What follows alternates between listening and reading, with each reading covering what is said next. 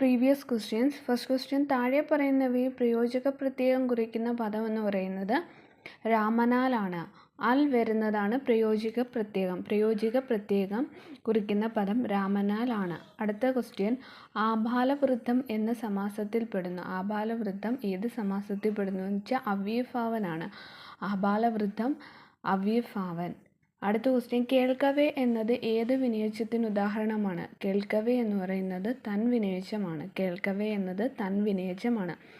താഴെ പറയുന്നവയെ ആഗമസന്ധിക്ക് ഉദാഹരണം. ആഗമസന്ധിക്ക് ഉദാഹരണം എന്ന് പറയുന്നത് തലയ്ക്ക് എന്നതാണ് ആഗമസന്ധിക്ക് ഉദാഹരണം എന്ന് പറയുന്നത്. അടുത്ത ക്വസ്റ്റ്യൻ, കൊടുത്ത വസ്തു അടിവരയിട്ട പദം ഏത് വിഭാഗത്തിൽപ്പെടുന്നു എന്ന് വെച്ചാൽ കൊടുത്ത വസ്തു എന്ന് പറയുന്നത് കൊടുത്ത എന്ന് പറയുന്നത് പേരച്ചമാണ്. ധവളം എന്ന വാക്കിൻ്റെ അർത്ഥം വെളുപ്പ് എന്നാണ്. ധവളം എന്ന വാക്കിൻ്റെ അർത്ഥം വെളുപ്പ് എന്നാണ്. താഴെ പറയുന്ന വ്യത്യസ്തമായ കൃതി ഏത്? ഭൂമിയുടെ പൊക്കിൾ ആണ് വ്യത്യസ്തമായ കൃതി എന്ന് പറയുന്നത്. NN പിള്ളയുടെ പ്രേതലോകം എന്ന കൃതി ഏത് വിഭാഗത്തിൽപ്പെടുന്നു? പ്രേതലോകം എന്ന് പറയുന്ന നാടകത്തിൽ പെടുന്നു.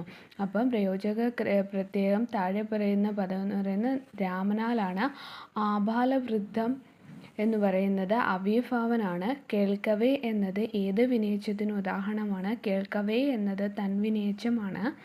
ആഗമസന്ധിക്ക് ഉദാഹരണം എന്ന് പറയുന്നത് തലയ്ക്ക് എന്നതാണ് ആഗമസന്ധിക്ക് ഉദാഹരണം. കൊടുത്ത വസ്തു അടിവരയിട്ട പദം എന്ന് പറയുന്നത് കൊടുത്ത എന്നത് പേരച്ചമാണ്. ധവളം എന്ന് പറഞ്ഞാൽ വെളുപ്പ് ആണ്. വ്യത്യസ്തമായ കൃതി എന്ന് പറയുന്നത് ഭൂമിയുടെ പൊക്കിളാണ്. NN പിള്ളയുടെ പ്രേതലോകം എന്നത് നാടകമാണ്.